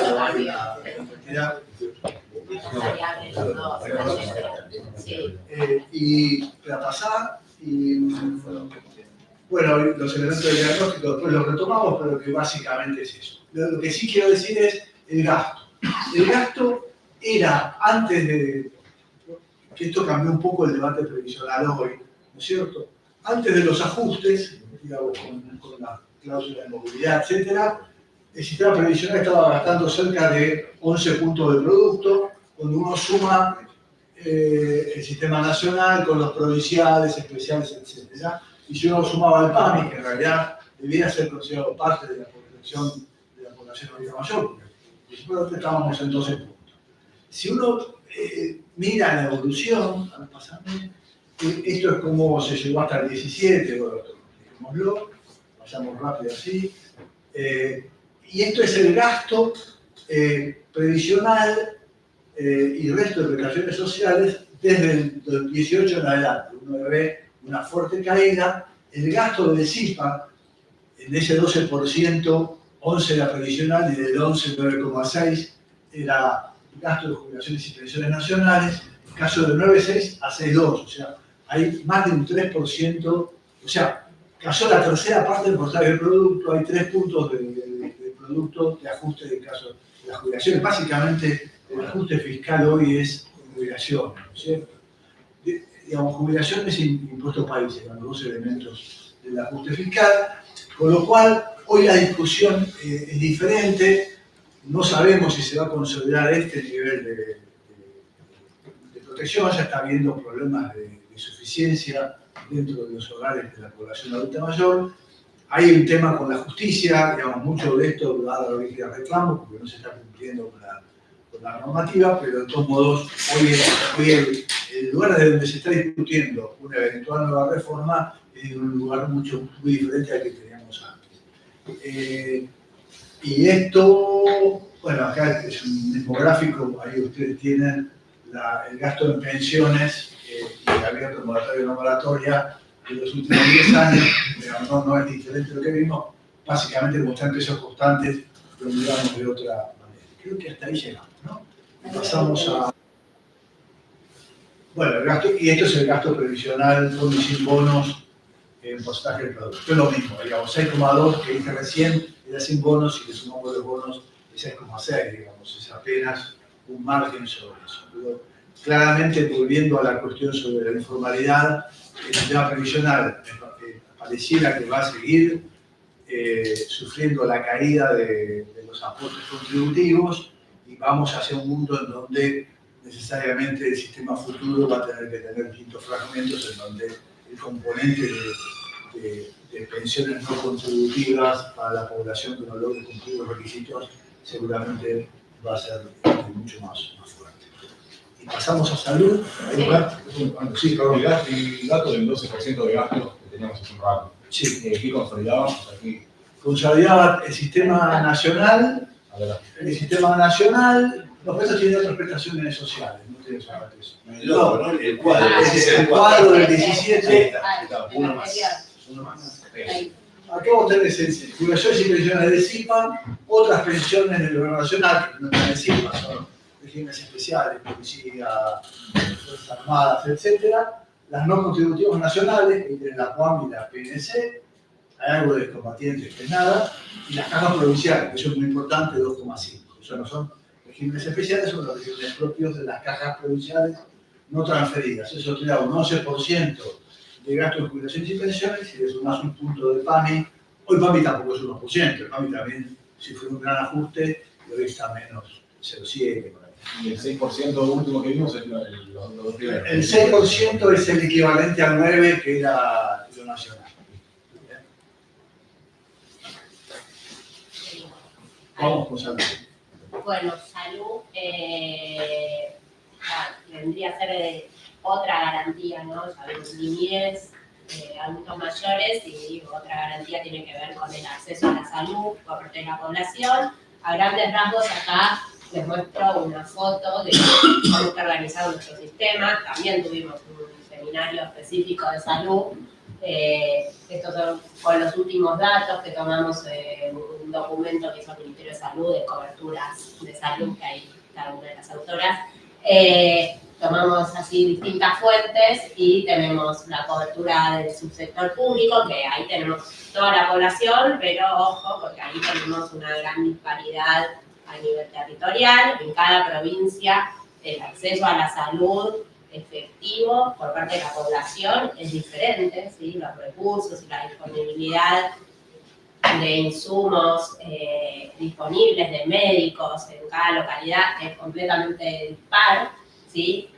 En cada provincia e incluso a nivel municipal, porque en algunas jurisdicciones la salud está descentralizada a nivel municipal. Entonces, en provincia de Buenos Aires, Santa Fe, Córdoba, el rol que desempeñan los municipios es muy relevante.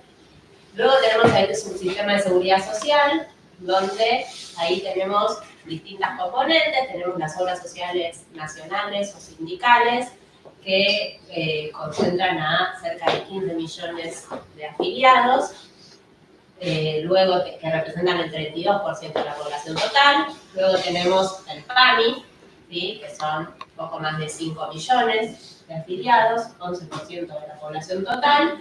Y luego tenemos las obras sociales provinciales y una bolsa de otros regímenes, que es como una caja negra dentro de lo que es la seguridad social, donde no hay mucha información, donde tenemos, bueno, algo de información surge del documento que armó el ministerio, donde ahí tenemos datos para IOSFA, para Poder Judicial también, para algunas obras sociales especiales o regímenes particulares, pero se estima que alrededor de 7 millones de afiliados se encuentran en esas obras sociales. En total tenemos que la seguridad social engloba a cerca de un 60% de la población del país, ¿sí? De nuevo, al igual que lo que sucede dentro del subsistema público, en la seguridad social también tenemos fuerte disparidad, ¿sí? Porque no es lo mismo el afiliado a una obra social que tiene más recursos que a una obra social que tiene menos, ¿sí? El acceso a las prestaciones, la facilidad para poder atenderse, cambia mucho. Entonces no es que el acceso a la salud es equitativo entre toda la población, e incluso el sistema de seguridad social, y haciendo foco en lo que es la seguridad social nacional, las obras sociales sindicales, está desregulado hoy en día, y ahora vamos a ver unas figuras después, cada vez más desregulado, ¿sí? Y los afiliados pueden llevarse su aporte a la obra social que lo deseen. Entonces, en realidad el acceso a la salud termina dependiendo del nivel de ingreso y la condición en el mercado de trabajo, y haciendo el puente con la parte de economía laboral, de los trabajadores, ¿sí? Entonces, eso cambia mucho, e incluso vamos a ver que eso también, ahora vamos a hacer un comentario sobre el DNU 70, ¿sí? Cómo impactó en la salud, pero incluso los afiliados de la seguridad social, de las obras sociales sindicales, pueden transferir sus recursos. Existía hasta ahora un mecanismo buscado donde a través de una obra social que hacía intermediaria transferían sus recursos a una entidad de medicina prepaga. Bueno, eso vamos a ver qué cambia con el DNU. Y tenemos entonces ahí el nexo con el sistema privado puro, ¿sí? Donde una parte de la población también accede al sistema de medicina prepaga a través de su aporte obligatorio a la seguridad social. Entonces, sería como el máximo de desigualdad que podemos encontrar dentro del sistema, digamos. ¿Brasil tiene sistema prepaga? No está por decir. No sé. No está por decir. Porque siempre se dice la clase media, pero en realidad no es clase media, claro, totalmente, porque además los que derivan su aporte de la seguridad social a las prepagas, la mayor parte de los casos tienen que hacer un aporte adicional de bolsillo para poder acceder a algún plan. Y los que pagan directo de bolsillo tienen que tener los recursos necesarios, porque además pagan una tarifa más elevada aún que los que derivan de la seguridad social, que descuentan el IVA. Hay como una asimetría en las condiciones de acceso a De todos modos, la crítica de la salud centrada a la vida de las personas en todos los países hace que la gente priorice en gastos en salud sobre otros. Entonces, vos ahí no tenés una relación tan clara entre gasto privado y altos es decir, de altos ingresos, sino de repente puedes encontrar en los primeros deciles, en el que decide. Sí, pero en realidad el gasto privado en salud es muy elevado en los deciles más bajos, pero el pago de una cuota de seguro de salud es más elevada en los deciles más bajos. El gasto privado es: yo me voy y me pago mi medicación, me voy y me pago mi consulta médica en forma privada. O sea, y si necesito operarme y es una urgencia, la pago si no me puedo atender. Y eso, los sectores de menores recursos tienen una gran incidencia de gasto en salud, de gasto total del hogar. Pero los 4 millones los que pasan de la seguridad social, sí. Al sistema privado. Sí. O sea, son los menos en realidad, pero bueno. ¿Cómo? Pero vos tenés esos 6,8. 6,8 incluye los 4. O sea, son muchos de los privados, pero pocos de los. Claro. Sí. Pero pocos de la seguridad. Sí, por eso las prepagas estaban tan interesadas en que los afiliados a la seguridad social trasladen sus aportes. Pasemos a la que sigue. No entendí una cosa, puede ser, o sea, dice que de la seguridad social 4 millones se van para el sistema privado, para las prepagas. Entonces, de los 6,8, bueno, 2,8 son privados. Son privados puros. Sí. Entonces, la mayoría del sistema privado son las prepagas de la. Exacto. No son. Bueno, en términos de gasto, también las últimas estimaciones hizo el Ministerio, vemos que el gasto, acá no se incluyen los gastos de capital, ¿sí? Solo el gasto corriente en salud. El gasto corriente en salud promedia, vemos, va variando en torno a 10 puntos del producto, ¿sí? La pandemia tuvo una mayor incidencia, más cercana a 11 puntos, pero en términos generales se divide en 3 tercios, digamos. Un tercio que corresponde a la seguridad social, un tercio a gasto privado y un tercio a gasto público. A ver, ahí está. Pero en términos per cápita, claramente es muy disímil. Si uno mira el gasto en términos per cápita, encontramos que el gasto privado tiene un peso mucho más elevado, porque es un tercio, pero que se divide en una proporción de población mucho más reducida. Y bueno, yendo, sí. La cápita del sector público está con toda la población o con toda la población. Disculpa. ¿Qué sería gasto de seguridad social. O sea, El gasto de la PAMI, obras sociales nacionales, obras sociales provinciales. o sea, lo que ellos gastan en sus Sí, beneficiarios, exacto. hospitales, etc. Exacto, para proveer los servicios de salud, el gasto que desembolsan año a año. Mucho del gasto en la seguridad social es en el sector privado. Claro, por eso. Sí, claro. Acá está medido por quién paga. Ah. Bueno, rápido, sí. Y el gasto público. Es el gasto nacional, provincial y municipal. Los presupuestos públicos. Consolidado. Los presupuestos públicos. De acceso universal sería la parte. Sí, claro, por eso la cápita también era mucho más reducida porque está dividido en los 46 millones de. Claro, no por de quienes hacen habitantes. uso de eso. No, claro, no por la atención específica. Hay estadísticas de egresos hospitalarios, pero no están valorizados. Hubo una encuesta, ¿te acordás? Hubo una encuesta del Ministerio de Trabajo que preguntaba algo así para 6 provincias, ¿verdad? Eso fue hace 10 años, la INS. ¿Te acordás? La INS. Sí, después no se volvió a hacer. Pero el punto es importante de esto que preguntaron sobre el público, porque en realidad la forma de llegar al tema de ineficiencia, lo que vos tenés acá es el mismo gasto en distintas instituciones. O sea,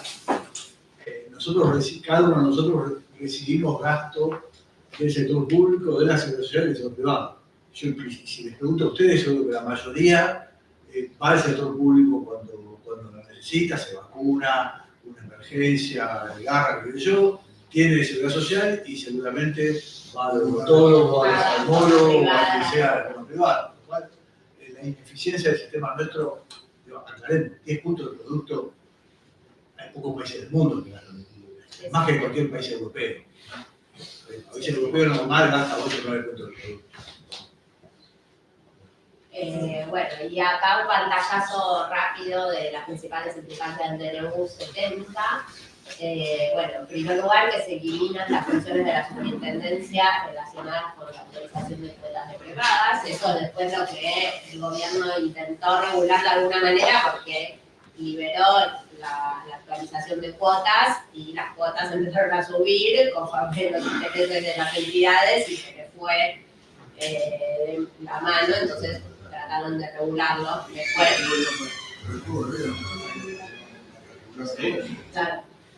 Después se deroga la facultad de la superintendencia también de fijar aranceles mínimos. Los aranceles mínimos eran aranceles que establecía la superintendencia que los financiadores, por ejemplo las entidades de medicina prepaga, debían pagarle a los prestadores, los hospitales, ¿sí? Entonces, en general lo que se establecía era que parte del incremento de la cuota de medicina prepaga debía trasladarse a los prestadores. Y eso se eliminó, entonces en realidad quedó que no tenían que trasladar los incrementos y se liberó los incrementos, entonces ahí generó un problema en la provisión de los servicios. Y después lo que se hizo un poco vincula los dos capítulos, ¿no? De regulación de la medicina prepaga, anterior, de regulación de la medicina prepaga con las obras sociales, es que pasaron a estar regulados por la ley de prepaga solamente los que pagan de bolsillo directo su cuota, o sea, los afiliados puros de medicina prepaga. Los que derivan aportes de la seguridad social, ahora entraron a la ley, las prepagas pasan a ser como un agente de seguridad social más, ¿sí? Y pueden recibir directamente los aportes, no necesitan una obra social intermediaria que les transfiera los recursos. Pueden usar el Fondo Solidario de Redistribución, ¿sí? Entonces, genera un híbrido, las equipara en realidad las entidades de medicina prepaga con las obras sociales. No, y el 20%. No, les cobran un 20% para aportar al Fondo Solidario. Y ahora sí, la que sigue, y último, lo más reciente, es la resolución 1926 del 24, que además de liberar las cuotas de prepaga, se libera el cobro de copagos. Entonces, las obras sociales, salvo para un grupo de prestaciones que se consideran esenciales, las prepagas pueden cobrar copagos y no hay antes se establecían valores de referencia, ahora no hay valores de referencia, libremente si uno se va a hacer algún estudio médico que no sea esencial, pueden cobrarte lo que quieran. Con un poco el argumento de que ahora los afiliados tienen que conocer los costos de los servicios que usan y para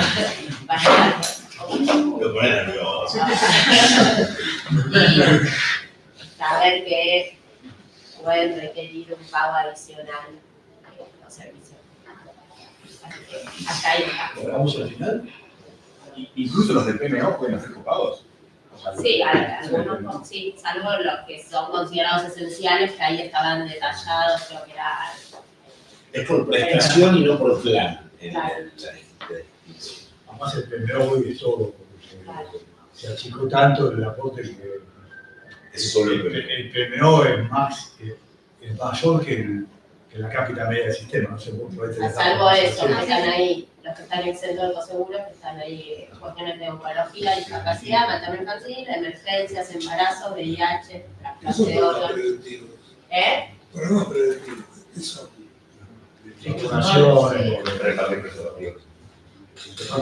¿Ediciones anuales?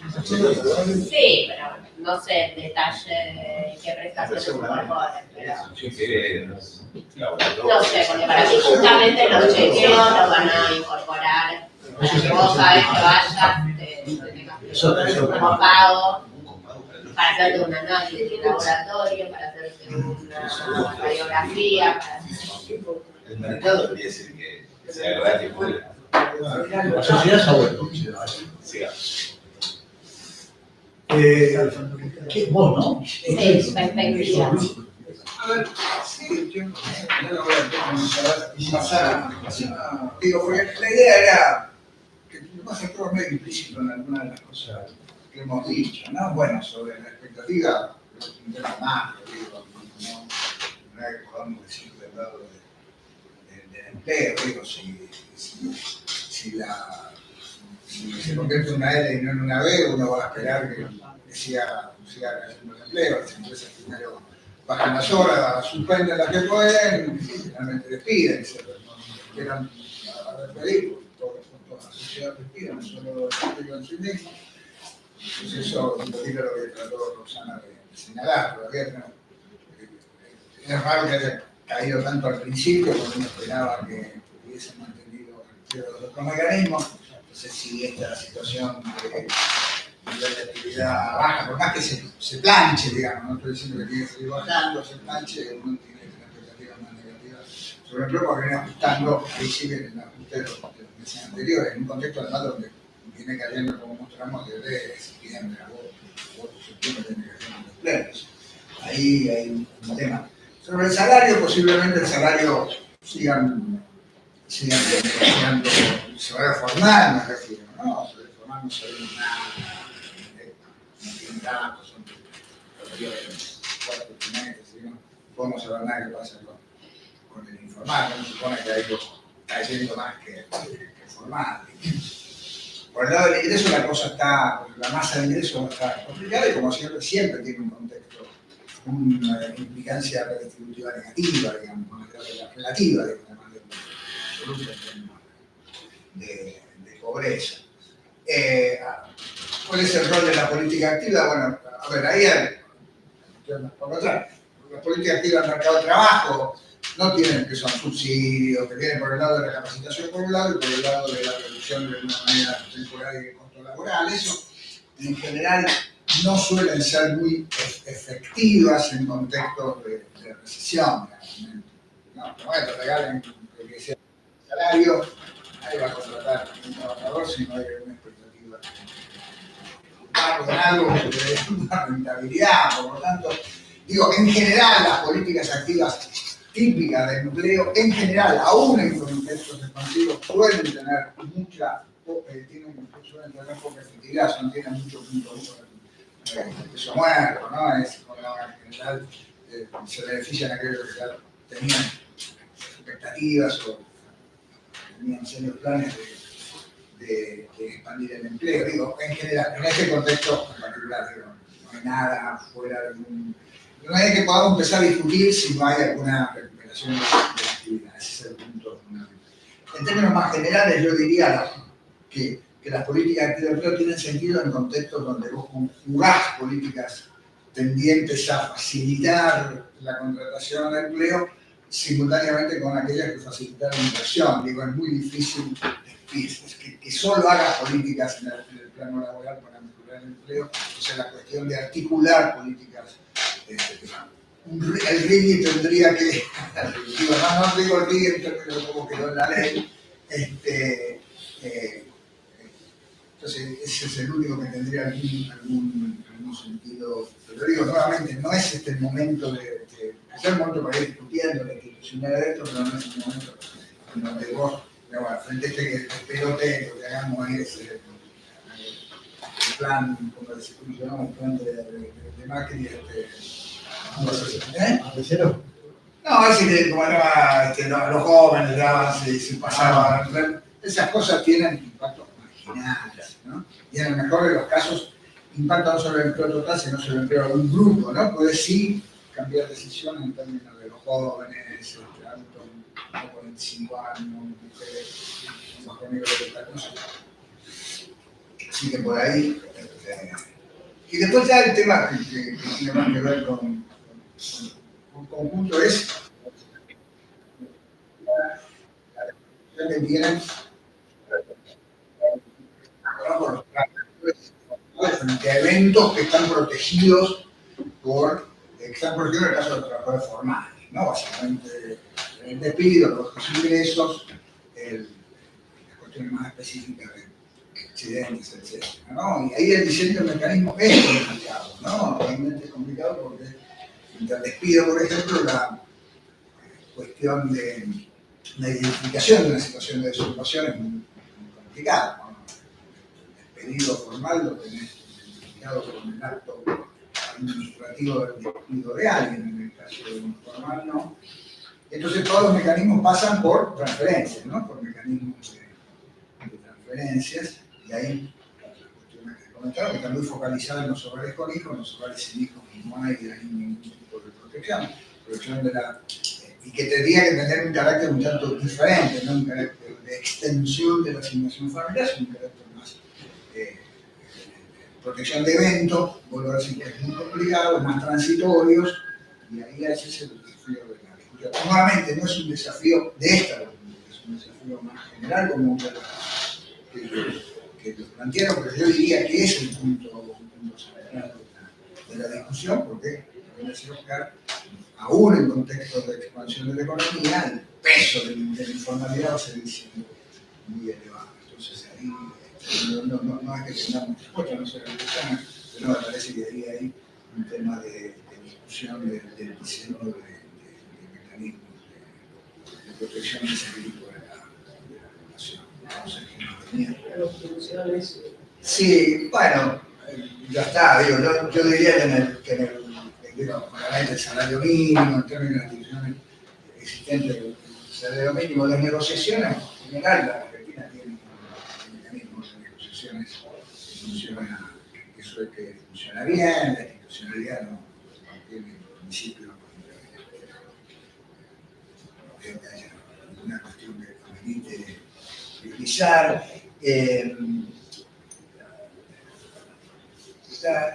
Ahí yo diría que hay un punto que sí, nuevamente, tampoco es un tema de la coyuntura, que es ponerse a discutir seriamente el tema de duración de la jornada, que es un tema que ha estado ausente.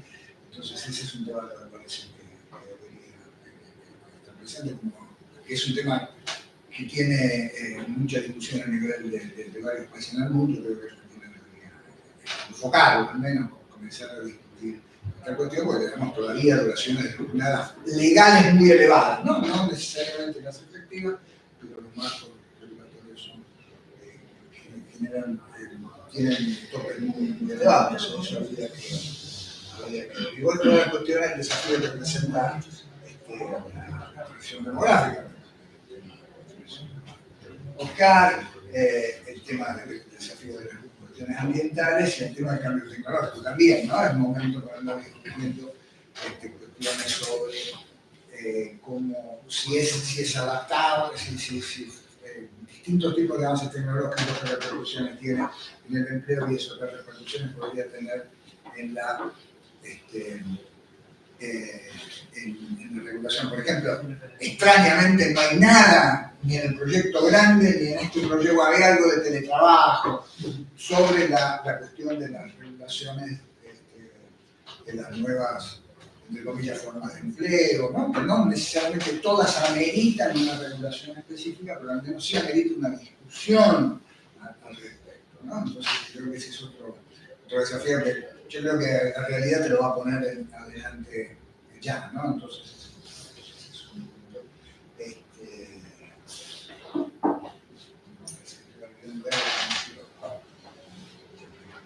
Protección de ingresos para niños, varios desafíos, algunos de los cuales fuimos discutiendo.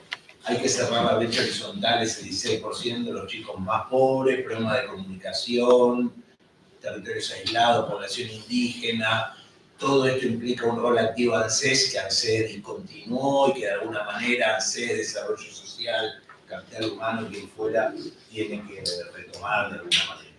Y articulando salud, educación, las condicionalidades, etc. Capacidad de protección, cobertura vertical. La tarjeta alimentar trajo un problema en esa automaticidad de entrada y salida. Cuando uno es informal, cobra la tarjeta alimentaria. Si pasa a ser formal, deja de cobrar la tarjeta alimentaria en ese esquema. Y además, la actualización no es automática, los topes son diferentes, no es proporcional para los 3 hijos, no incluye adolescentes. Todo un problema detrás de ese parche que quedó ahí como un injerto difícil de remover ahora. El tema condicionalidades, ese 20%, con la aceleración inflacionaria, no está claro cuánto recupera o no la pérdida de poder adquisitiva en el momento en que se devenga y se termina cobrando un año más tarde, y el problema de la doble penalización que supone aquel que no logra ir a la escuela, no hace los controles médicos, no se vacuna, no recibe, deja de conseguir ese ingreso. Mucha evidencia a favor de protección de ingresos sin condicionalidades. Cuando hay ingreso, mejoran todas estas coberturas por el ingreso y no por la obligación que eso genera. Hay varios casos de países que dejaron de aplicar la condicionalidad y siguieron las mejoras con independencia de la condicionalidad, etcétera, etcétera. Operativos territoriales ya hablamos, el rol de ANSES y todo el tema de registros y transparencia, estadística. Cada vez la demora, el rezago es mayor. Hasta hace algunos meses teníamos los informes que el jefe de gabinete hacía, donde se pedían para más información. Ahora al menos presencia del jefe de gabinete en el Congreso, y ahí se requiere toda una mejora de información para poder evaluar mejor y conseguir mejor los ajustes al diseño que este componente tiene y obviamente complementariedad con el yo diría que en realidad, las cuestiones de reforma previsional, salud, etcétera, están implícitas en lo que dijimos en el diagnóstico. Es poco tiempo, preferimos dejar que sea 2 minutos para lo que sea, para discutir. Simplemente señalar el punto general, que es que de lo que recibimos de la situación del mercado laboral, cada vez van a ser menores las posibilidades de financiar prestaciones contributivas, y va a ser cada vez más fuerte la presión sobre rentas generales o avanzará la desprotección. Ese es el dilema que nos enfrentamos, y el punto me parece más complicado, lo que decía antes Luis, que es la total ausencia de política de protección para la población de edad de trabajar. Entonces me parece que ahí es el mundo que se viene. En todo caso, lo que quedan, las propuestas de reforma son las que usualmente discutimos. Pero yo diría, si arrancar, y no sé si alguien tiene algún comentario, pregunta. Quería preguntar sobre el tema de desempleo, pero es lo que más se acerca en el estudio de ahí. La suba de 2 puntos, ¿no? Hasta 7,7 es una suba importante, digamos, pero está lejos de los valores de la convertibilidad, por ejemplo. Entonces uno empieza en tasas de 15 o 18% en los peores momentos. uno se pregunta si, dada la estructura actual, de formalidad, etcétera, etcétera, técnicamente quizá es imposible llegar a niveles como ese, ¿no es cierto? Entonces uno tiene que pensar, digamos, los resultados negativos más en términos de una parte de desempleo, pero también de otra parte, ¿no?, de refugio, de formalidad, de incremento de los salarios, en fin, de repartir distinto, ¿no?, los costos de una recesión como esta, ¿no?, de una caída del PIB como esta. Digo, es distinto, se me ocurre a mí, ¿no? No sé ustedes qué opinan, pero Sí, la sensación es que no es la misma situación de la convertibilidad, pero que se puede repartir en Yo otra diría manera. eso, la convertibilidad, de hecho, ¿qué convertibilidad, no? Porque si uno mira el primer quinquenio antes del tequila, vos empezaste con tasas de desempleo del 8, del 9, digamos, estamos 7,7, probablemente hoy no, hace 3 meses, con lo cual seguramente vamos a tener un aumento, con lo cual diría, desde el principio de la convertibilidad, antes del proceso de reforma estructural enorme y de apertura. Entonces, digo, de nuevo, vos tuviste un shock enorme que no solo, que de hecho no fue caída del PIB, con lo cual por eso digo, ¿con qué? Porque digo, me parece que uno va a hacer rápidamente comparaciones, pero comparación con qué, porque digo, eso es una historia de convertibilidad. La otra es tequila y la otra es caída del producto del 98 en adelante. Entonces, ¿contra qué es comparable este periodo? Yo diría contra pocos de esos. Primero porque hasta el 95-94 vos tenías un proceso de crecimiento del 7, el 8% con aumento del desempleo. No es esto. Descartado porque no aplica por la dinámica macro. No tiene nada que ver. Ahí es donde vos pegaste el salto fuertísimo y eso fue lo extraño de la convertibilidad porque tenías fuerte crecimiento del PIB con fuertísimo crecimiento del desempleo. Mayormente lo que podés comparar con esto es que ahí la oferta no te jugó, pero con menos intensidad que la destrucción enorme del empleo industrial, digamos, ¿no? No es este caso, más allá que la industria sí es uno de los grandes traccionadores junto con construcción de la caída de empleo, sobre todo la caída de empleo formal, digamos, ¿no? Cuando uno mira, la industria viene perdiendo mucho, la construcción a patadas, digamos, ¿no? Pero bueno, eso sí puede ser más coyuntural. Eso por un lado. Voy a decir, bueno, tequila lo saco de lado, saco que querramos comparar con esto, más allá que la macro era completamente distinta. Y después en otro periodo, vos ya venías, digamos, de nuevo, tenía caída del PIB, quizá ahí uno podría comparar con cuál es la dinámica de la informalidad vis-a-vis el desempleo. Pero digo, en la Argentina cada episodio tiene su especificidad, entonces es muy difícil comparar episodios, digamos, ¿no? Eso por un lado. Segundo, estamos mirando un episodio, de nuevo, con características propias, con falta de información y con falta de perspectiva temporal. Digo, no tenemos ni siquiera los microdatos para mirar más en detalle qué está pasando esto, más allá de 3 indicadores que le hacemos decir un montón de cosas, pero que necesitamos para hacer justos más información.